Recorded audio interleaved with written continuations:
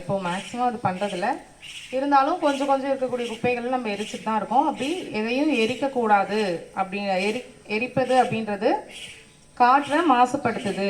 So மாசுபாட்டை குறைக்கணும் அப்படின்றதுக்காக நம்ம எதையும் எரிக்கக்கூடாது அப்படின்னு சொல்லியிருக்காங்க. ஸோ அதற்காக ஒரு உறுதிமொழி ஏற்க சொல்லியிருக்காங்க. உறுதிமொழி: மாட்டோம், எரிக்க மாட்டோம். பழைய டயர்களை எரிக்க மாட்டோம். எரிக்க மாட்டோம், எரிக்க மாட்டோம். பழைய டியூப்களை எரிக்க மாட்டோம். எரிக்க மாட்டோம், எரிக்க மாட்டோம். பழைய பிளாஸ்டிக் பொருட்களை எரிக்க மாட்டோம்.